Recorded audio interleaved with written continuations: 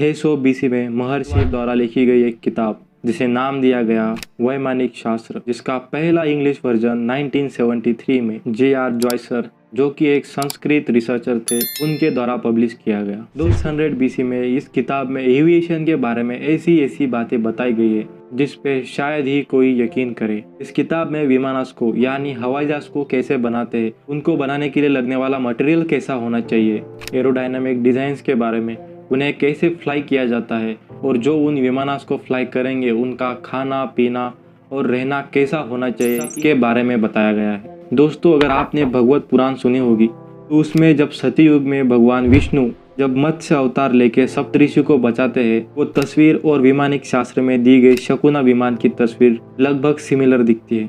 तो दोस्तों, चलिए जानते हैं कि आखिर कौन कौन से विमानास के बारे में वैमानिक शास्त्र में बताया गया है और क्या खासियत है उन विमानास की। इस किताब में अलग अलग युगास यानी कृति, त्रेता, द्वापर और कलियुग, इनमें अलग अलग विमानास का जिक्र किया गया। सबसे पहला शकुना विमान, जिसे राजलोहा यानी एक हीट रेजिस्टेंस मटेरियल से बनाया गया था, जिसकी पीठा यानी फ्लोर 8 फीट का और 56 फीट उसकी लेंथ थी। इस विमानास में टोटल 3 फ्लोर थे, जिसमें हर एक की हाइट 14 फीट थी और 20 फीट लेंथ थी इनकी। दूसरा विमान सुंदरा विमान, ये भी राजलोहा मटेरियल यानी एक हीट रेजिस्टेंस मेटल से बना हुआ था। इसमें 100 फीट की पीठा यानी floor, ground smoke chimney, 5 gas engine, अलग अलग मेटल्स के पाइप और 4 हीटर्स लगे हुए थे। इस विमान का कलर कुछ गोल्डन कलर जैसा दिखता था, जिसे राजलोहा यानी हीट रेजिस्टेंस अलॉय से बनाया गया था और इसीलिए इस विमान को रुक्मा विमान कहा जाता है, क्योंकि गोल्डन कलर को संस्कृत में रुक्मा भी कहा जाता है। और सबसे आखिरी में त्रिपुरा विमान,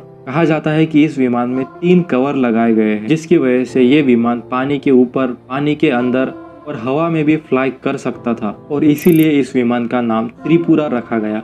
तो दोस्तों, इन विमानास के बारे में हमारे पास ज़्यादा तो इन्फॉर्मेशन नहीं है और शायद इसीलिए जब हम इन तस्वीरों को देखते हैं तो कुछ अनबिलीवेबल सा लगता है और इसीलिए कोई कहता है ये बस एक धर्म के नाम पर अंधविश्वास है और कोई कहता है इन किताब का कोई अपना बेस नहीं है। और वही दूसरी तरफ हम देखते हैं ये अलग अलग तस्वीरें जो सोचने पर मजबूर कर देती है कि हाँ, ये शायद कहीं ना कहीं सच हो सकता है। दोस्तों, आपकी इस पर क्या राय है, हमें कमेंट सेक्शन में ज़रूर बताइए। अगर आपको हमारे वीडियोस अच्छे लगते हैं तो प्लीज़ चैनल को सब्सक्राइब कर दीजिए और वीडियोस को लाइक कर दीजिए। फिर मिलेंगे नेक्स्ट वीडियो में, तब तक के लिए अपना ख्याल रखिए। Bye bye.